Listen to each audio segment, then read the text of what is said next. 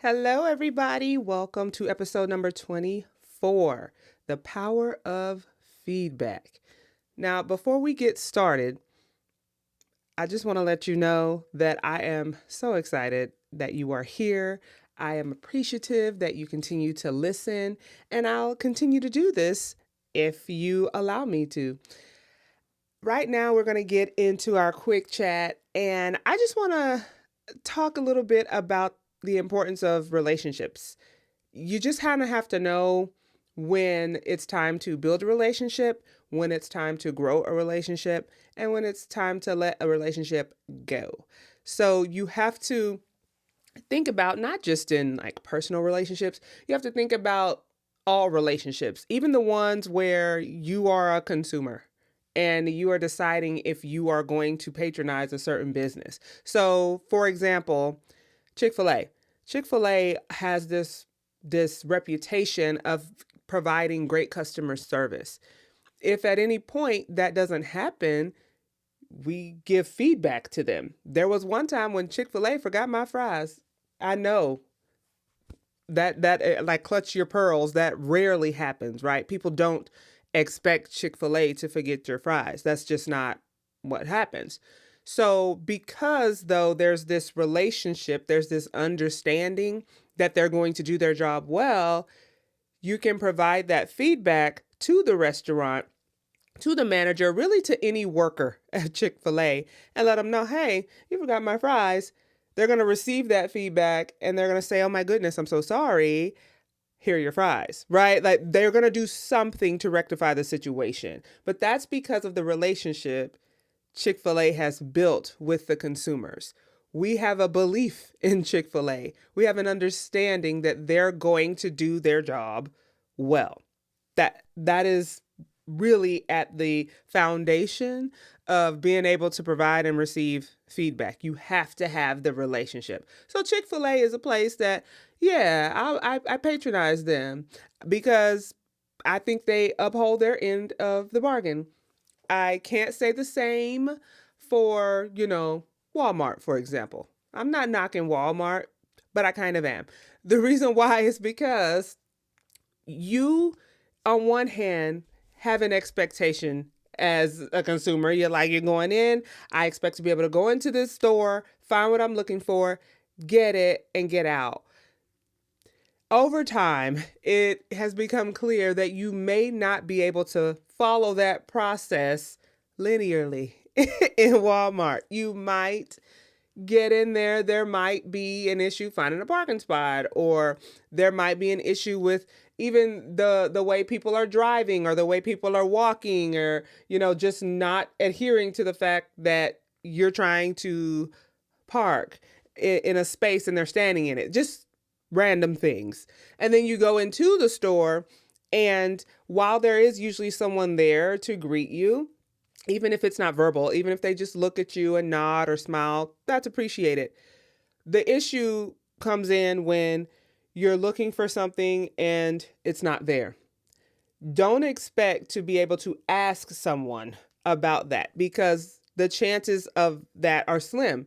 Of one, being able to find someone to ask, and two, of them being receptive to your inquiry. They might be like, I don't work in that department, or I don't know.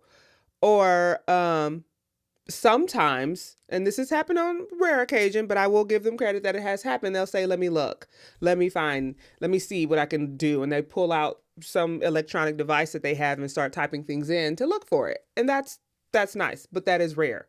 And then you get to, finding an alternate or whatever else you were looking for. You get to the checkout line or the lack thereof, right? Like there's maybe not a checkout line. Depending on what time you go, you might be expecting to get to that self-checkout area on the left, but that is roped off. Those are closed. You're going to have to go to the other side to check out, because that's the one that's open. So you get over there to the open self-checkout lines, which has a line, right? Because the open cash registers with people operating them have lines. So you're going to go to the self-checkout line that's open and you wait in that line. It's not a long line, but you wait.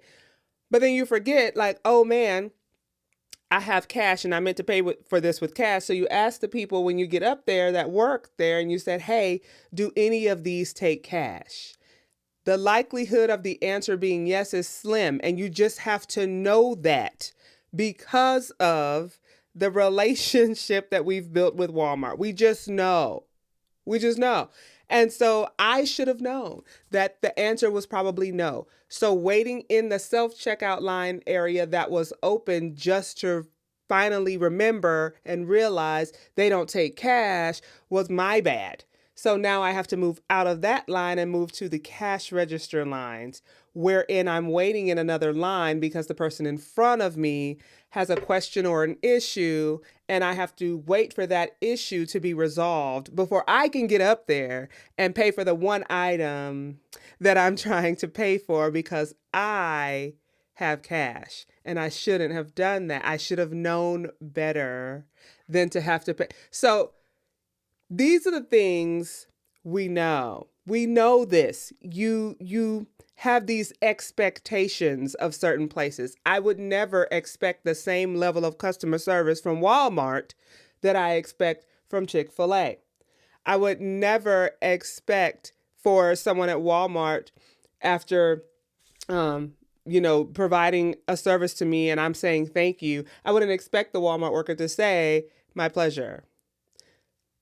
They might say, you're welcome, or they might say, no problem, or they might say nothing. But I wouldn't expect them to say my pleasure because in my mind, that's a Chick-fil-A thing. They are trained to say that phrase. So, I finally check out and they say, here you go. And I say, thank you. And then I move on about my day. At Chick-fil-A, the expectation is higher because they are consistent and they always say, how can I help you today? Is there anything else I can get for you? My pleasure.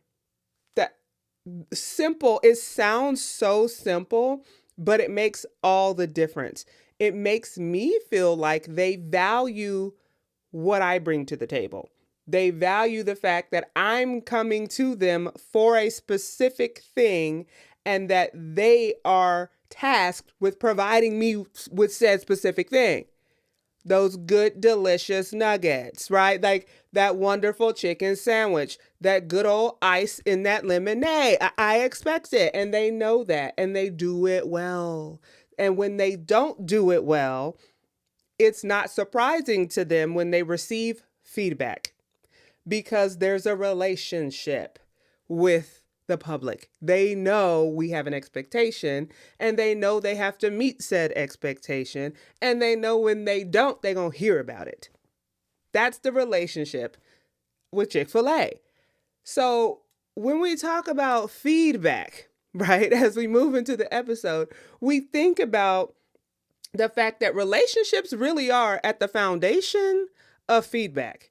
You don't get and give feedback if there is no relationship there. It's not going to work. So you have to be able to have that collective understanding of what is expected of one another before you can even dive into feedback. That doesn't happen. That's why when you're, dating people, you are building a collective understanding of what you expect of one another. And it's not until you solidify the fact that I'm with you, you're with me, we're with each other, that you can do that. It's kind of loosey-goosey until that is established. And once it is, the moment that we step outside of the expectation, you go get some feedback. You're going to hear what I have to say. They're going to hear everything and vice versa. Right? You're going to catch what they have to tell you about it. But at the foundation is a relationship. This can be, like I said, your personal relationships, with your spouse, with your kids, with your friends. There's been many times where, because you think back to the fact that when it comes to relationships, even with friends, some friends are there for the long haul and they're just meant to be there for the long haul. They're your sister from another mister. I mean, you just happen to be born from different parents, but that's your sister or that's your brother, and that forever, right? Some people are like that. And then some people are there for a season. They're meant to be there during a certain time of your life. And once that certain time of your life is done, you move away. You don't keep in touch as much as you used to, or your mutual acquaintance that brought you two together is no longer as involved. So y'all have grown apart. So for whatever reason, that person is not as close to you and you're not as close to them as you used to be. And that's okay, because some relationships are meant for a season. And then there's some relationships that really you wouldn't even call them a relationship. It's more of like you're there for like moments, just moments. And when you see them or when you run into them or when you need them or they need you, that's when it pops back up. Also fine. But it takes you and them having that understanding to be able to say, we're cool with this. We know that this is a fact. And so it's your personal relationships. You can also have, like I said, like Chick-fil-A and Walmart, there are relationships with the businesses you patronize. You go certain places for a reason. You give certain businesses your money for a reason. And when they don't provide you the service or the product that you expected, they get some feedback. I don't know about you, but the older I've gotten, the more willing I am to write a review. I'm going to tell you about yourself, and I'm going to tell you why this is awesome or why my experience was not as expected. Because feedback in your mind, you should be thinking, is meant to cause change. It's meant to curb what's happening that you disagree with or that you believe goes against what the mutual agreement was. You said you were going to provide some food that tasted great. You said it was going to be well seasoned and it was going to be hot and it was going to come out on time and that the person that brought it to me was going to be kind. That didn't happen. So I'm going to tell you that's a problem and what you could do to rectify the situation. That's hard for some people when it comes to businesses for sure, and many other situations. And we'll talk about that in a little bit, why it's hard for some people. We also provide feedback to our government. And I'm not a super political person, but I am a person that watches, observes, and notices patterns and realizes paths that are being taken, trends that are causing us to go down certain paths, that sort of thing. And so government receives feedback too, in the form of letters, phone calls to representatives, voting. All of those things are forms of feedback. We had this mutual understanding that you were going to do X, Y, and Z. And when we feel like that's not happening, you're going to hear it. You're going to hear from us. You're going to hear from the constituents that put you in the spot that you're in to represent us. You ain't representing the way you're supposed to be. You hear about it. Now, if you are, I don't know if it's the same, probably not, the same level of communication to say good job, right? Because most of the time the negative feedback gets like a bullhorn. It's loud and it easily rolls and becomes bigger and bigger. Positive feedback is more quiet and less likely to take hold and be entertaining. That's unfortunate, but it's a fact. When people are doing great, when things are going well, you don't hear about that as much as when there's a dumpster fire.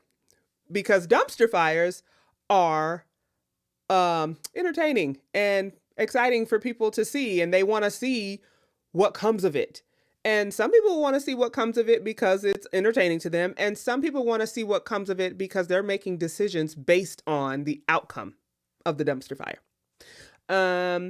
So government also receives feedback, whether positive or negative. Education, where we are, why we're here today.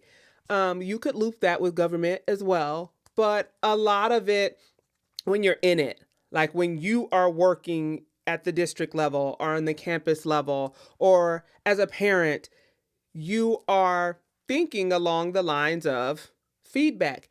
You get feedback daily, on a daily.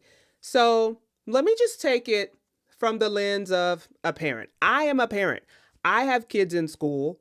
I notice things. I observe things. I have an expectation of my children's school. I have an expectation of the district to which I pay money to.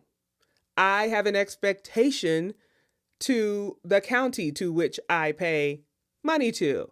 I have expectations, right? And we have this agreement that certain things are going to happen for the education of my children. So if at any time I feel like I want to provide some feedback, I have every right to do that. I do, however, try to provide positive feedback as much as possible. And it's not always to the leadership. Sometimes it's to the teacher. Sometimes it's to the assistant principal. And that feedback often starts with, thank you. Thank you so much. Because a thank you goes a long way. A long way. As a parent, I think it's important to share through feedback what you think is going well, because it causes things to continue to happen. That is part of growth. We have a very easy time sometimes saying, this is wrong, and this is wrong, and this is wrong. But what is right? So be sure to share also what's going well, and especially the growth that you're seeing. Because I saw a parent email that was to the teachers last week, and it was so heartwarming and so touching, and just the reason for it all, right? And the email was just sharing how the teachers have helped their child grow so much over the last year that the child is just happy to come to school, and they make specific references to their teacher and specifically how those teachers have supported them. And that is huge for a child to be able to express how they feel they're growing in their learning environment. That is huge. And that is what parents want. No parent wants their child to come home and tell them that their learning environment is not up to par for whatever reason.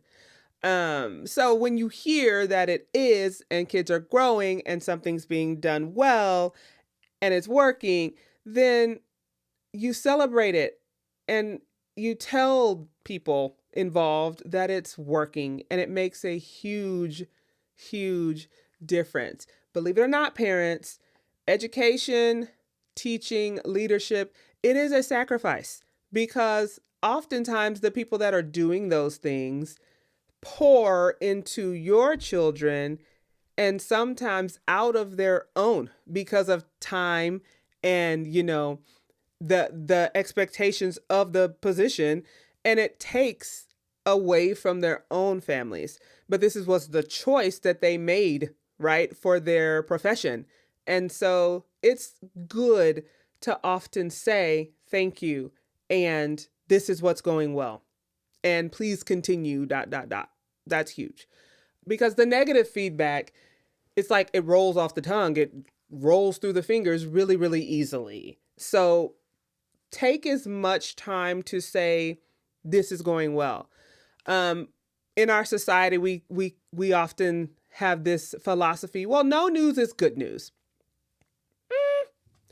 Sometimes no news is stressful because it's like there's a story that ends up being made up And so if we have to make up the story and you're anxious and you're stressed, that made up story doesn't align with what actually is. So the more you say what you feel and what's going well, the better. Also within education, we're talking as a parent, but looking through the lens of the teacher. Been there too. From the lens of the teacher gives feedback to the students. The teacher gives feedback to the parents. The teacher also gives feedback to the administrators or the district, and the teacher gives feedback to other teachers. So the teacher gives and receives feedback from many different directions, right? Many different avenues. The teacher also has a family oftentimes that they're giving and receiving feedback from too. And sometimes in a given day, the feedback they receive, though not always positive, is coming from every angle, seemingly at the same time, on the same day.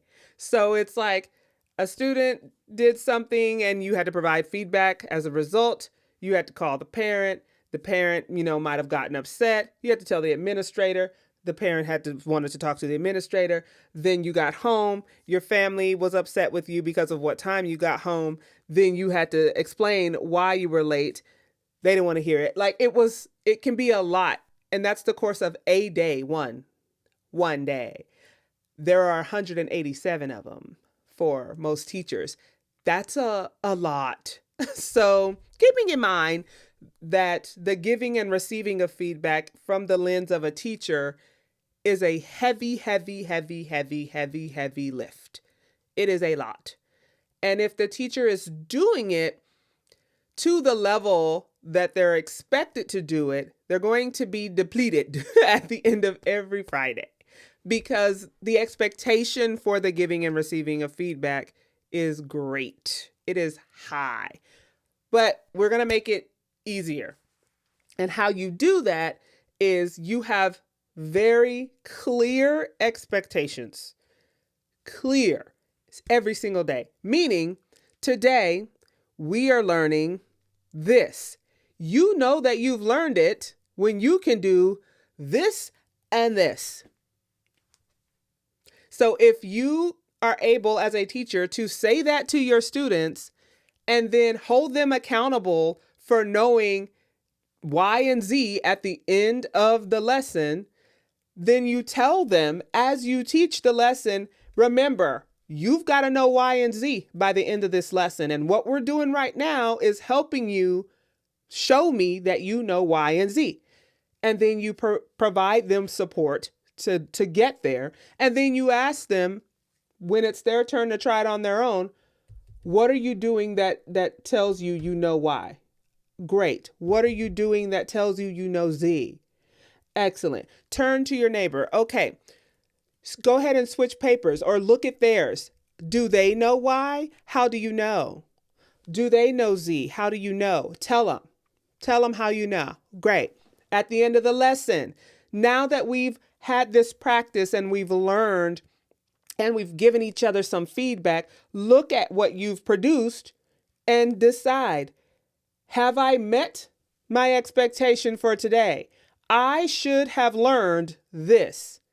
And I know I learned it because I can do Y and Z. That takes a whole lot of pressure off a teacher, because the students are the ones evaluating and giving a lot of the feedback to each other and to themselves. But that doesn't happen unless everyone is clear on the expectation for the day.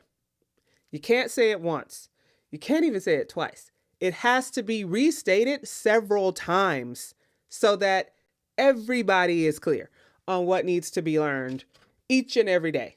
And they need to know how they know they've learned it. If you don't give them that, then they make up the story. Remember, we talked about making up the story. We don't want to make up the story. It should be so clear as to what the expectation is. There's no story to make up. There's no, oh, I didn't know. Well, I'm not sure if I got it. I think I learned it. My teacher said I had to do this. No, no, no, no. You should be so clear that you can say, oh, I know I learned how to do that because I can do Y and Z. Because it has been reiterated several times all day that day, several times. So when anyone, if anyone were to come in and say, what are you learning today? A student should be able to say, I'm learning this. And they say, well, did you learn it? They should be able to say, yeah, because I could do Y and Z. Well, how do you know you can do Y and Z? Well, I can do it this way, and I know that it's right because when we practiced it, I did that. And then my peer told me that I needed to work on this, so I fixed it. All kinds of support. When the expectations are clear, it takes a lot of pressure off the teacher themselves. The students become little teachers. And what I mean by that is the mini lesson is so mini that you take that little bite-sized chunk of time and really hone in what you want them to learn. And then you give them time to practice it so that they can show you that they learned it. I think a lot of the feedback issue in the classroom comes in when the lessons are too long for students to have time to practice to show you that they learned it. And sometimes that puts more work on the teacher because it's like, well, we have so much we have to teach and there's so much we have to get through. But if you do that again and again and again, you never quite find out what students know and don't know. You have to give them the opportunity to try, and then you can find out what they know and don't know. So that's from the perspective of the teacher. From the perspective of an administrator, again, clear expectations. But before you have clear expectations, there has to be some sort of relationship. It is really hard to provide feedback to any staff member if there's no relationship. They have to have some type of trust in you. You have to have some type of trust in them. And there has to be some type of clarity on what I expect you to be doing and saying and what you expect me to be doing and saying. And we need to be on the same page with that.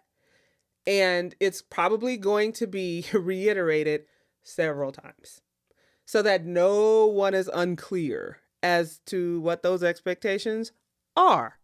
So when you give and receive that feedback, it's not jarring. It's only jarring when there's a disconnect between expectation. When you feel like an administrator has come to you as, a teacher or staff member and provided some feedback, you have to think to yourself, is this feedback tied to something that I knew was an expectation? And then you have to say, well, if it's not, why didn't I know that was an expectation? Why didn't I know that? Is it because it wasn't shared? Or is it because I just wasn't paying attention? Is it because the expectation changed and I didn't realize it? You have to really think through what the reasoning is for that, because the response is different based on the reason. And so if it's because the expectation was clear and you just didn't follow it, well, that makes things a lot easier, right? Then you can reflect and be like, well, why didn't I follow the expectation? Was it a will or a skill?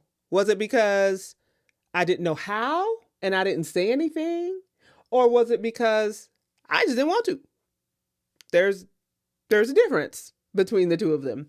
Because we can work with the, I didn't know how. Oh, well, let us teach you, right? We can learn. We got all kinds of resources in the building. Other people that do know how can show you or, model for you, practice with you, and then you'll get it, right?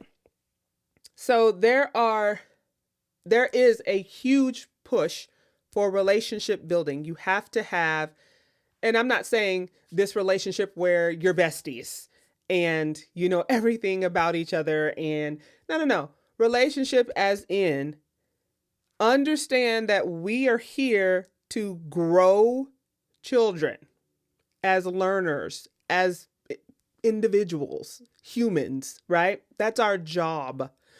And also, we have to keep in mind that if that's not occurring, we're held responsible for it. We have to fix something to make sure it is occurring. And so if you receive feedback, it's because the expectations for how we're going to reach our goal of growing children and supporting them are laid out and clear. When you don't meet the expectations, we have to figure out what that reason is so that we can overcome it and meet them. That's where feedback comes in. Your feedback is going to be tied to whatever those mutually understood goals are. And it's not a ton of them. It's usually a top few that are being honed in on and that everyone is going to be expected to show understanding of. That's it. And so when you get feedback, it's going to be tied to the stuff that we're expecting. That's it. That's it. Sometimes we talked about how it can be jarring to give feedback. Like I don't like giving feedback. I feel like it's complaining. Okay, if you're in a restaurant and say you have to pay $40 for your plate of food, your expectation for that plate of food is at a high level because one, I'm paying $40 for this food, and two, you said this restaurant was 4 stars. I looked at all the other reviews and everybody said it was great. That's the other feedback I've received.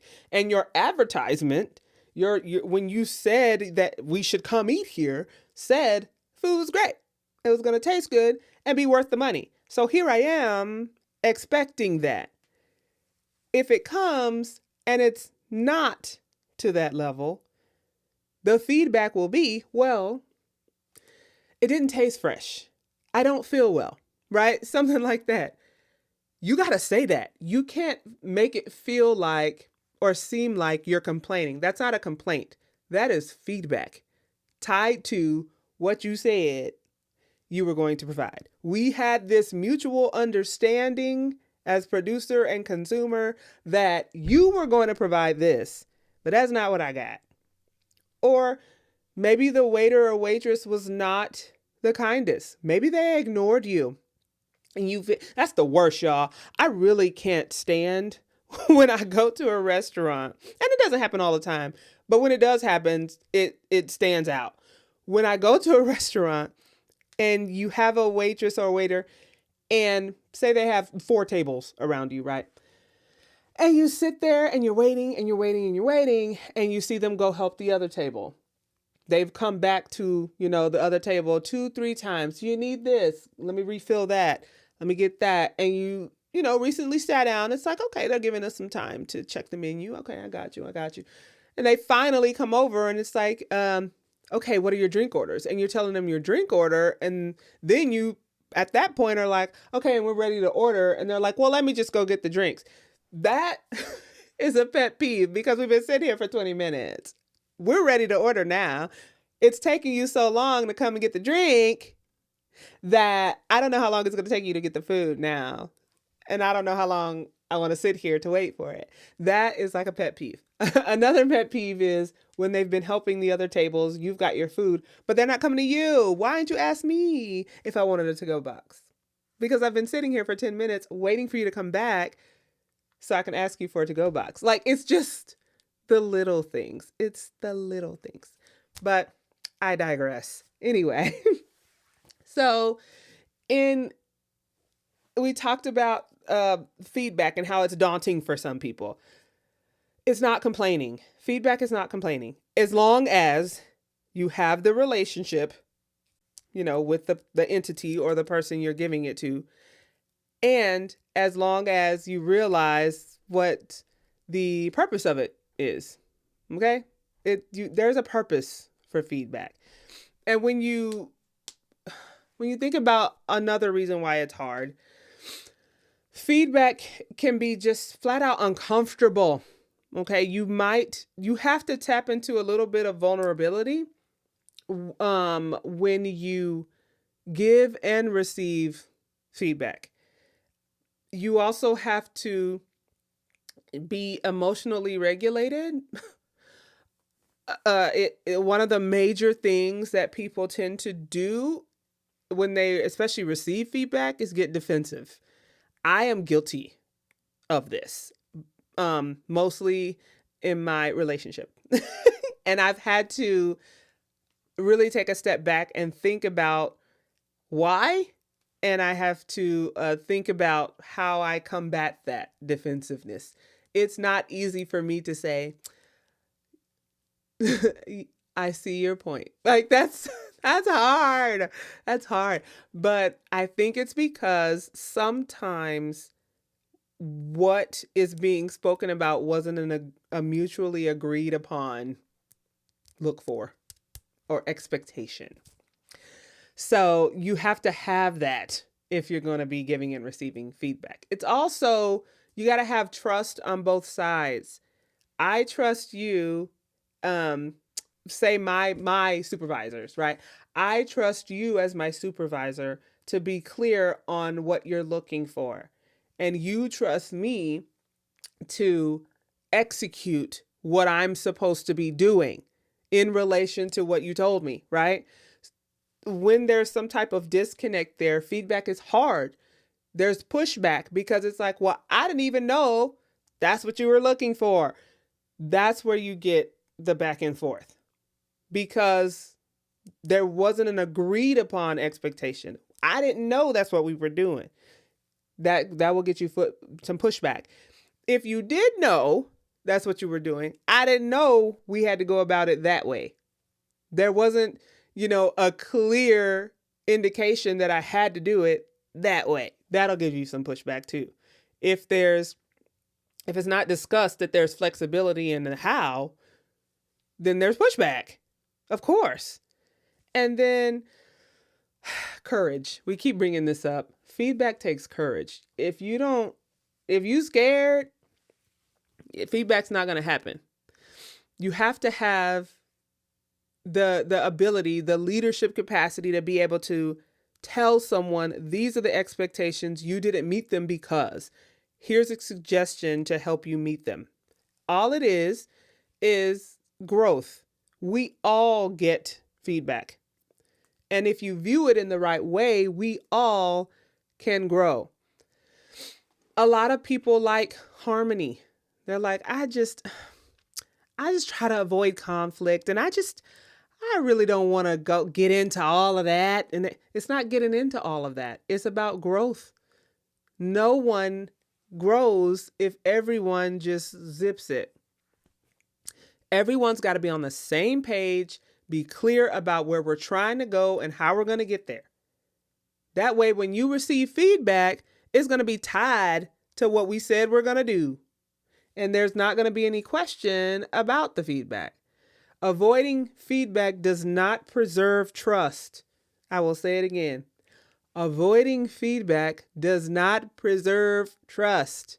It weakens trust because that silence slowly starts to create confusion because now we don't know what's going on. What are we doing? I've heard that. I've been in rooms before where people literally ask, what are we doing? Confusion. That burns trust real fast. It also builds resentment. When you don't give feedback, people actually start to resent that because they want to know how they can grow. They want to know how they can get better. When you don't provide any feedback, they don't know how to get better. They don't know what to do. And then they get angry that they haven't grown. And it's like, well, you didn't tell me how. You didn't tell me how to grow. And then there's the fact that you're missing opportunities for growth anyway. If you don't give any feedback, you're steamrolling all the opportunities to get better. But it's not easy. It's hard. It can be tricky if you're just not accustomed to it. So it matters. You've got to give feedback. Feedback matters because it helps people see what they can't see on their own. A lot of times I just don't see it. And that is why I'm laughing, because my spouse, bless his heart, gives me feedback on things that I just don't see. I don't see it, but he sees it. And there are things that, like, even my mother-in-law has told me things, and I'd be like, squinted eyes, held tilted, pearls clutch, like, excuse me. But I got the same feedback from the spouse, and it's like, okay, well, two people said it. Maybe I do need to work on that, right? Maybe it is something I need to look into. So it helps people to see what they can't see on their own. Feedback also prevents small issues from becoming bigger issues. Right now, it's just a little something that we can tweak. It's a tweak, just a quick little refinement. If we leave it alone, that quick little tweak, quick little refinement becomes a larger issue, because that person is going to keep doing it wrong, and it's going to cause other issues. We don't want that. Feedback matters because it builds on mutual understanding and, that alignment. You need the feedback so you can stay aligned. You have to have that. It also matters because it supports your growth over time. It's not quick fixes. If you've got this goal that you're trying to reach, you have to keep getting feedback to reach the goal. Losing weight, right? If I'm lifting weights and running and trying to eat better to lose weight, feedback is get on the scale. What you weigh now? That's feedback, because you're not just going to keep doing things. You can get on the scale. You can also measure your waist, measure your, their circumference around your arm. You measure, get some numbers, get some data. You need that. It's feedback. The data is feedback to let you know if what you're doing is working or not. When you see that scale move and those numbers start to drop, it's like, okay, what I'm doing is working. Or on the flip side, if you notice that there's something that's not changing, you're going to have to change a different variable. Pick something that you were doing before and switch it up. Maybe you're not eating like you're supposed to be eating. Maybe you're not eating enough.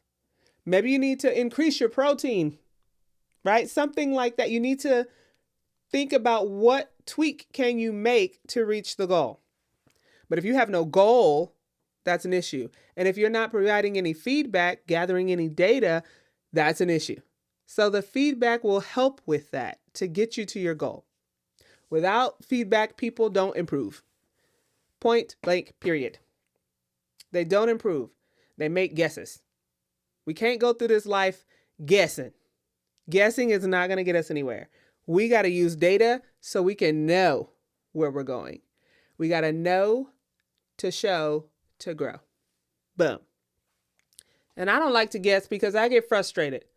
When I have to guess what I'm supposed to do and why I'm supposed to do it, that frustrates me. I can't stand that. I cannot stand that. I will leave. I will move around because it burns me out trying to run on this seeming to be a hamster wheel because I'm stagnant. I'm moving in one space, in one place, because it's not clear how to progress. You just keep getting told, stay there, do that. No, just kidding. Actually do this. Okay, why? What's the goal? What are we trying to get to? People get frustrated. People burn out. People become disengaged. It's really, really important to be clear on the expectations, to provide feedback on how we're doing on set expectations, and to make sure that you go back and you look for growth. Use the data to show that there's been growth. It matters. So how do you give feedback? How do you do it?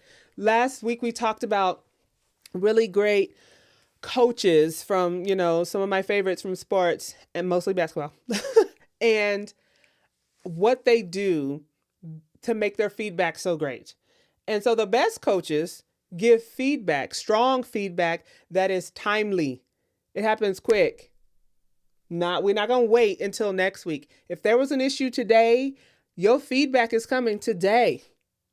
If there was an issue about something, maybe, it could be whatever. Give the feedback in a timely fashion so that changes can be made quickly. Don't wait. Do not wait. It's also specific. It's not vague.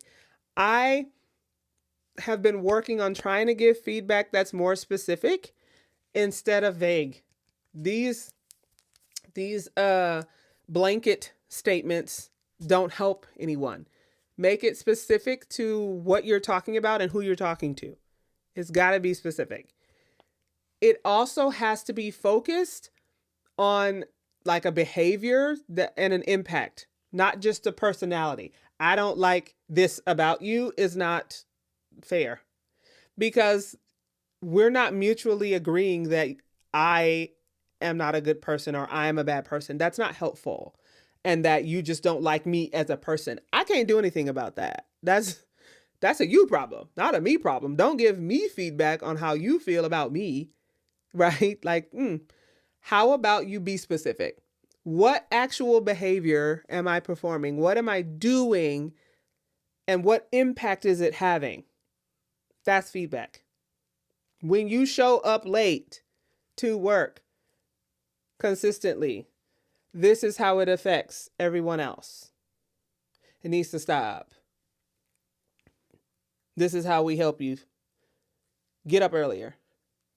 Leave your house earlier. Do that. Feedback is also grounded in beliefs, not necessarily control. My goal is never to control. And that might be why I'm not a millionaire or something. I don't know. I don't care to control. I can only control what I can control. I don't care to control people. Now, do I believe I have influence? Yes. But do I think I can control people? No. No, I cannot. People are not robots. People are people. And it is not my goal, nor do I believe it is my job to control them. It's not what I do. So feedback is not about control. It's about the belief that we have this goal to reach together, and we're going to work together to reach it. If you're a great leader, then you know that feedback is like, it's coaching. It's not necessarily just correcting things that are wrong. It's coaching so that there is a change in belief and action. And so the actions don't continue to happen because you've now changed a mindset. You've changed a belief. You've changed the way they actually operate and think about the situation. It's communicating that I see your potential and I'm invested in your growth. That's why I'm giving you feedback. Simple. I respond way better when that is the approach for me. I see your potential and I'm investing in your growth. I will be happy to get a pen and write it down. What are we doing? Thank you for that. That's what I need to hear. Thank you. But if you're like, well, you don't do this and you don't do that, and I don't like this and I don't like that. First of all, what's the goal? What are we doing? And why?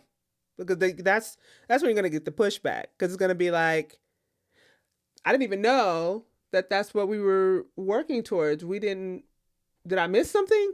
Right? So be sure that it's less about control, less about personality. I'm not coming at you as a person. I'm providing feedback on the goal so that we can reach our potential. This is where we're trying to go. So, what do we do to receive our feedback well? I've had to, over the years, really hone in on these things. It's not easy. It's not easy to receive feedback well.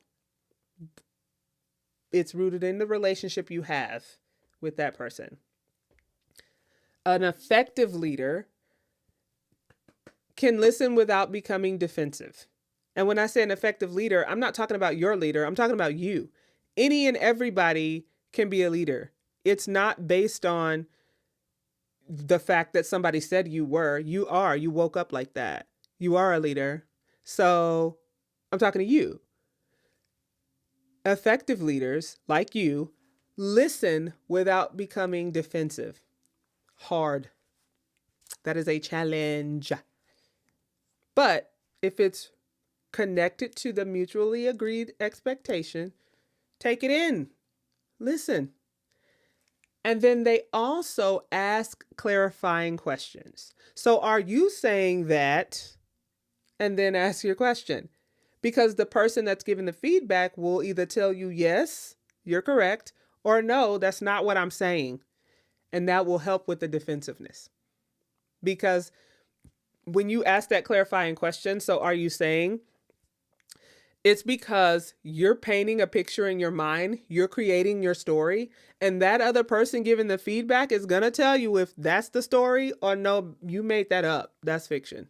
That's not the case. That's not the story. That's not what happened. And then effective leaders also, they pause before they respond. So you can get the feedback. Sometimes it's really important to just sit back and think for a second. Pause. And that pause can seem like an eternity, but for me, the pause has been helpful, so helpful, because we don't have to feel the silence. You don't always have to feel it. Just let it be. And what is supposed to be said will come out, because if the person giving you feedback has more to say, they will continue to say it. But the pause lets them have that space and also lets you have a moment to really think through what was said, what question you might have, formulate the question, ask the question, right? So take that pause. That can be really helpful.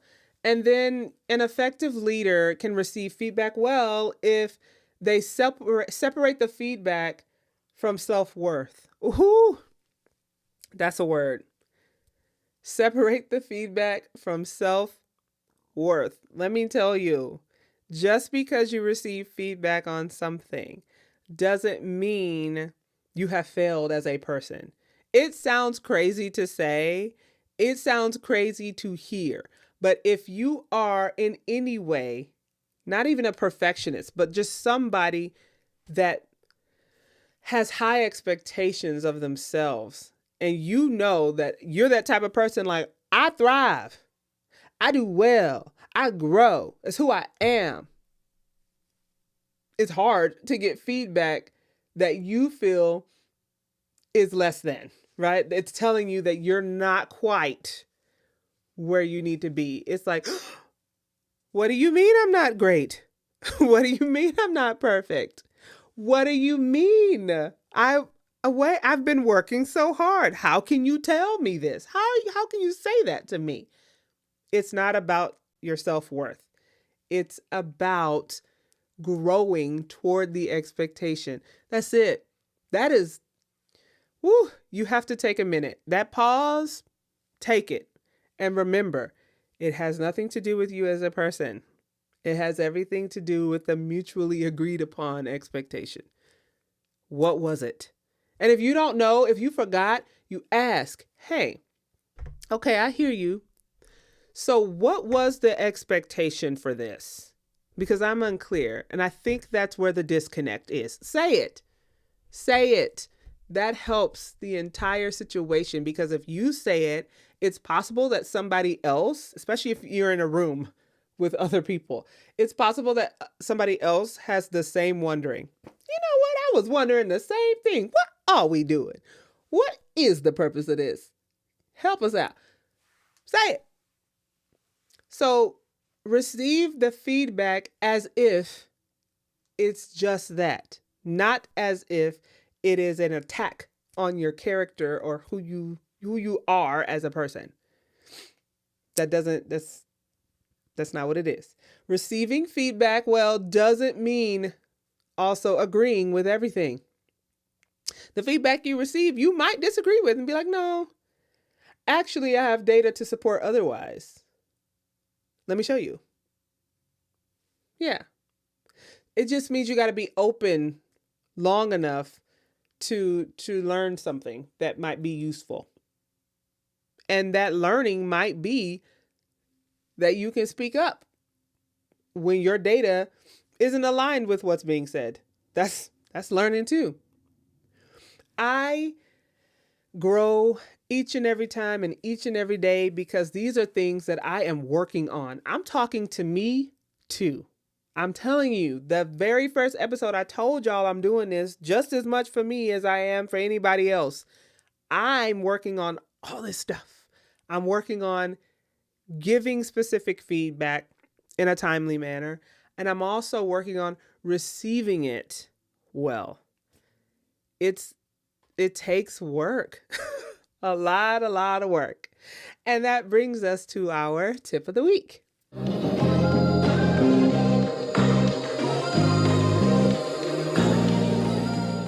This week's tip of the week is, before giving feedback, name the goal. Before giving feedback, name the goal. And that could sound like this. My goal is to support your growth, so I want to share some feedback. Simple, right? It helps, defenses get lower, and it helps to build some trust between the person that you and the person that you're talking to. And it reminds everybody involved why you're having this conversation. Again, before giving the feedback, name the goal.